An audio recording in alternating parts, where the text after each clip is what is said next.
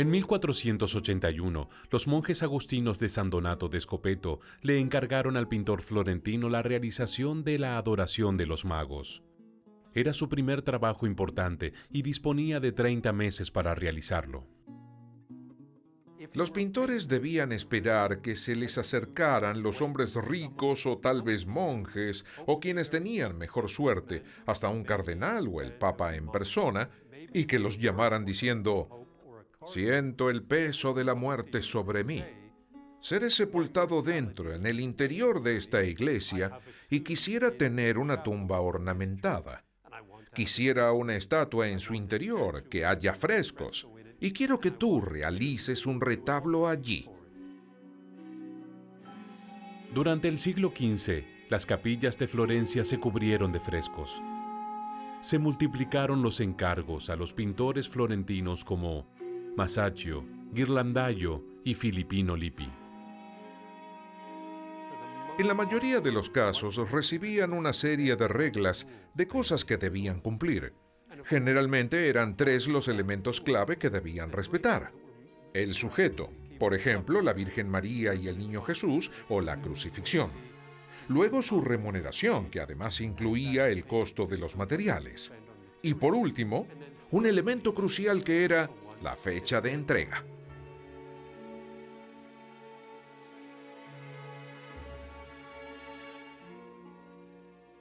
Leonardo da Vinci nunca terminó la Adoración de los Magos.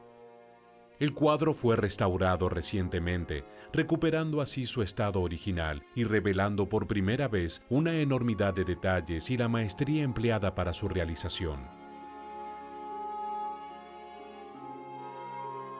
El artista logró representar a cada personaje en movimiento, pero a su vez atrayendo la mirada del espectador hacia la Virgen y el Niño en el centro del cuadro.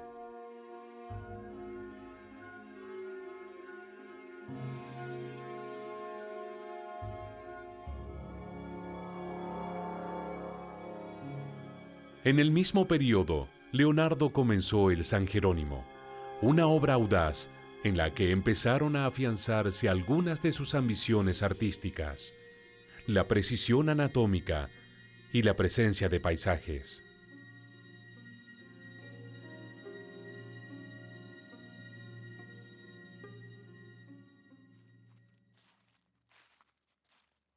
En 1482, el pintor florentino se encaminó hacia nuevos horizontes.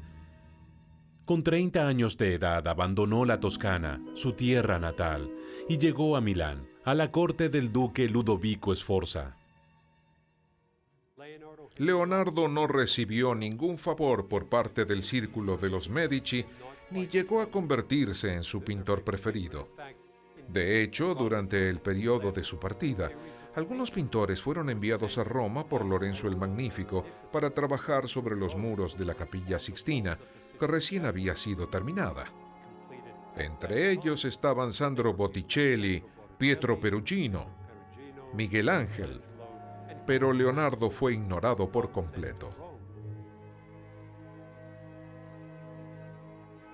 Hacia fines del siglo XV, Italia estaba dividida en varios territorios soberanos, pero que habían llegado a un acuerdo para poner fin a la guerra. El ducado de Milán era uno de los más poderosos y estaba bajo el mando de la dinastía Sforza.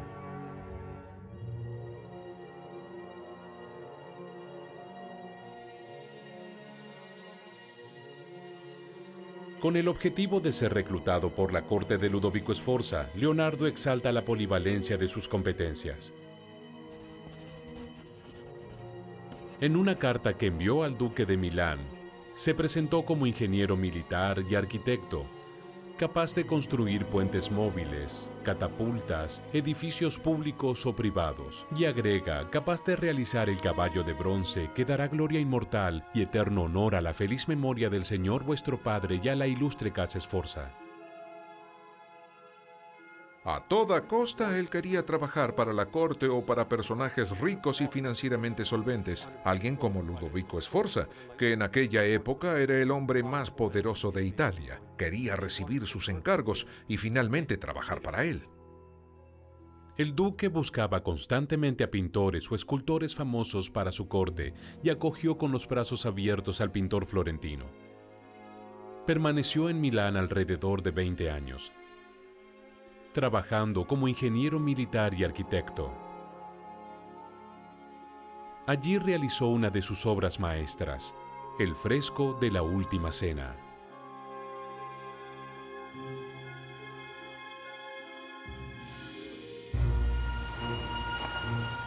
De regreso a Salerno, Nicola Barbatelli vuelve al taller del restaurador, quien acaba de descubrir algo increíble en el reverso del cuadro.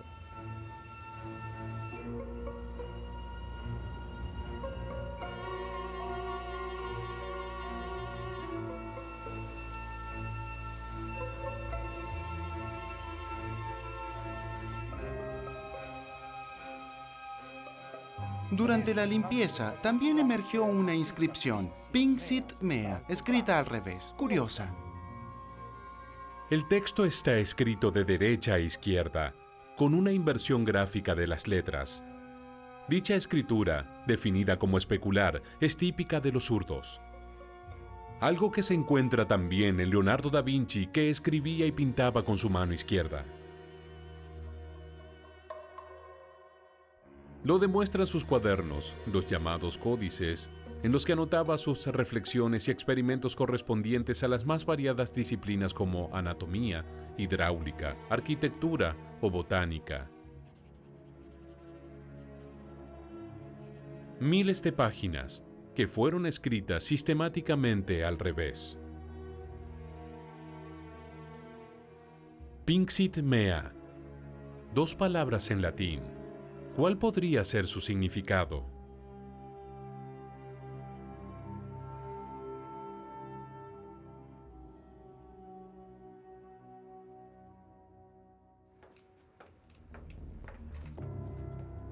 El historiador Peter Hohenstadt llega hasta la biblioteca donde se conservan las copias de los códices del maestro toscano, ubicada en Vinci, su aldea natal.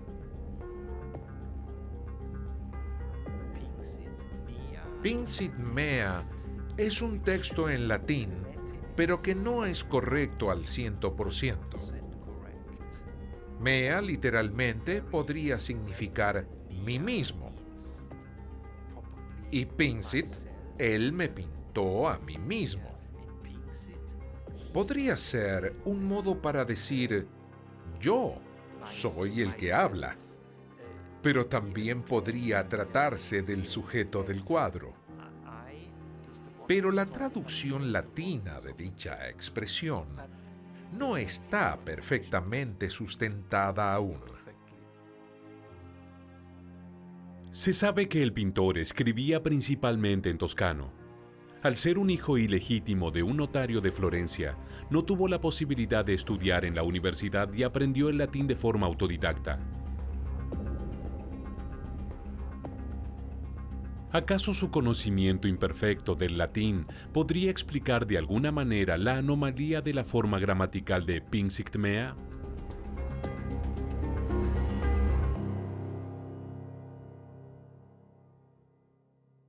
En el pequeño municipio de Monteforte Irpino encontramos a la experta en grafología criminal Silvana Giuliano.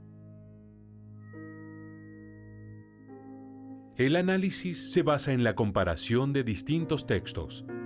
El trabajo de Silvana Giuliano partió desde las copias del Códice Atlántico, que reúne más de 1000 páginas con apuntes de Leonardo da Vinci.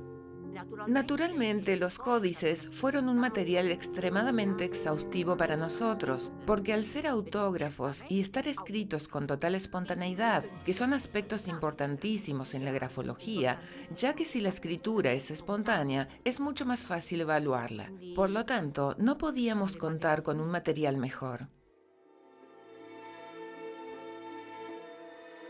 A través de un microscopio se realiza una ampliación de cada letra de entre 40 y 100 veces para observar sus detalles más característicos. Dichos detalles, al ser producto de gestos fugitivos y espontáneos, no se encuentran bajo el control de quien escribe. Elementos como estos son los que hacen que cada tipo de escritura sea única y reconocible. Esas características, esas nimiedades encontradas en algunas de las letras, fueron analizadas por nosotros y comparadas con las letras de la inscripción Pinksit Mea, y que reproducían exactamente las mismas modalidades. Podemos decir que los códices nos permitieron afirmar que probablemente, y con una buena aproximación, Pinksit Mea fue escrito por Leonardo.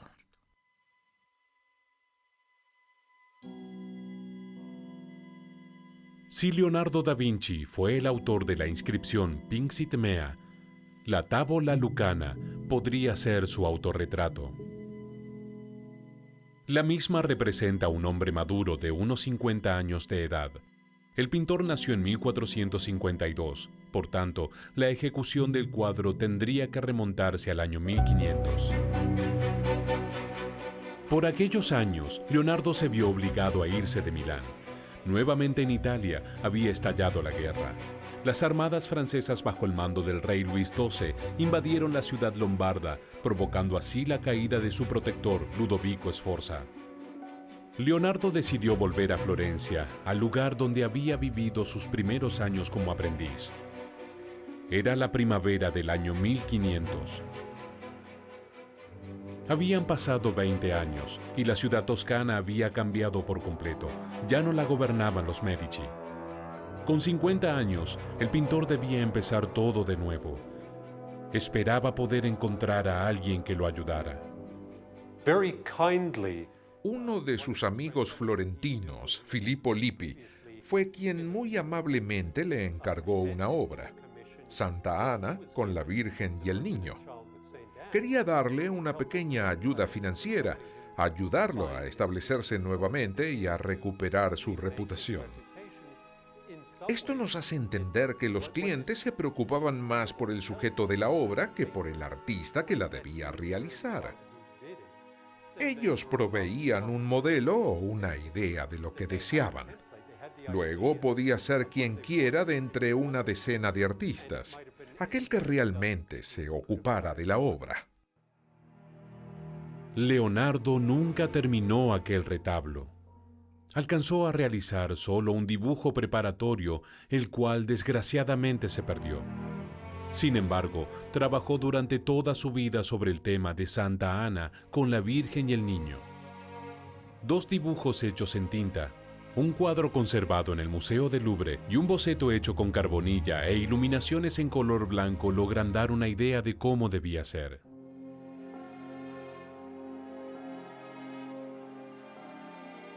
Maravillados por el dibujo de Leonardo da Vinci, los monjes decidieron exponerlo públicamente. Los habitantes de Florencia se agolpaban en el convento de los monjes ermitas. Era una época atormentada por las guerras y todos se reunían bajo la imagen de Santa Ana, patrona de la ciudad. Pero las personas también iban a admirar el estilo del pintor toscano. Hasta el Renacimiento, la pintura debía obedecer a las reglas dictadas por la religión. Las figuras, representadas sin ninguna noción de anatomía, eran estáticas y existían códigos en cuanto a las posiciones y a los rasgos. En el fondo de los cuadros, generalmente bañado en oro, no existían paisajes ni perspectiva. Todos sabemos cuán estáticas eran tanto las posturas como las expresiones en los cuadros y en las esculturas góticas. Pero entre los años 1400 y 1500, los pintores florentinos comenzaron a ver a la humanidad de una manera muy diferente. Se dieron cuenta de que no eran solo almas religiosas a la espera de la muerte o del paraíso. Entendieron que en realidad estaban vivos en este mundo, y obviamente eso hizo que cambiara toda la forma de representar a la humanidad. Los personajes adquirieron una individualidad e incluso interactuaban unos con otros. Los pintores trataron de lograr una representación profana de la humanidad. Representaban la vida, el movimiento y la vivacidad. Dicha evolución fue acompañada por un cambio significativo en la pintura. Los pintores que hasta ese momento eran considerados como simples artesanos pasaron a ser verdaderos artistas, y Leonardo da Vinci fue uno de los promotores más tenaces de aquella transformación. Aquel momento fue un punto de inflexión en la historia del arte, porque lo que Leonardo les estaba diciendo a todos era: no soy un artesano, no trabajo solo con mis manos, sino que también lo hago con mi mente. Por este motivo, la pintura no es solo una profesión, es un arte. Él fue uno de los primeros en reivindicar la libertad como creador frente a sus clientes. Lo demuestra el cuadro La Virgen de las Rocas, que le fue encargado en 1483 por la Confraternidad de la Inmaculada Concepción de Milán. Leonardo fue a trabajar a Milán por alrededor de un año, pero luego su contrato fue anulado porque aparentemente el cuadro no coincidía con lo que le habían encargado. Había pintado lo que él deseaba pintar. Y creo que esa fue la primera vez en la historia del arte en que un artista ignoró por completo las instrucciones dadas por sus clientes. En el momento en el que debió defenderse, Da Vinci declaró: como pintor y como artista, yo sé muy bien cómo tengo que realizar este cuadro. Ustedes, como ricos hombres de negocios, no pueden venir a hablar de arte conmigo. La pintura es sobre todo un trabajo intelectual que se alimenta de todas las demás ciencias. Es una cosa mentale, una actividad de la mente como la definió Leonardo da Vinci. Detrás de la dulzura de las figuras y de los paisajes enigmáticos se esconden una gran cantidad de reflexiones y de experimentos que preceden a la ejecución de la obra. Lo que a él le interesaba era el poder representar la realidad. ¿De qué manera puedo representar lo más fielmente posible lo que yo veo en el mundo? Este fue su gran desafío.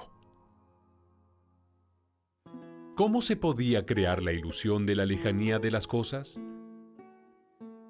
Leonardo da Vinci perfeccionó el esfumado, una técnica pictórica que al matizar los contornos permitía pasar delicadamente desde el primer plano al fondo del cuadro. Era muy evidente la manera en la que él jugaba con los paisajes de fondo, dando de esa manera una representación particularmente realista de cómo las colinas se iban esfumando en la lejanía. Da Vinci había encontrado una solución para representar las colinas del fondo de los cuadros, es decir, mientras más se alejaban dichas colinas, más disminuía la intensidad del color azul.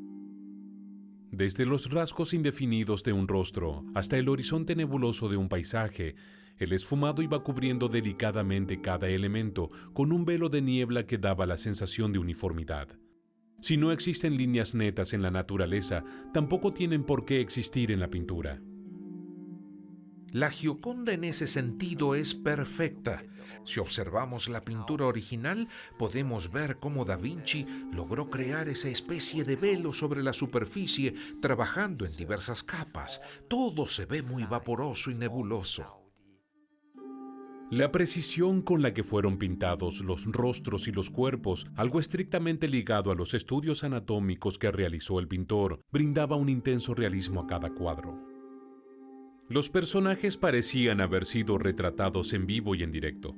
Por medio de una mirada que iba cobrando vida o de una sonrisa apenas esbozada, Leonardo da Vinci lograba que parecieran increíblemente vivos.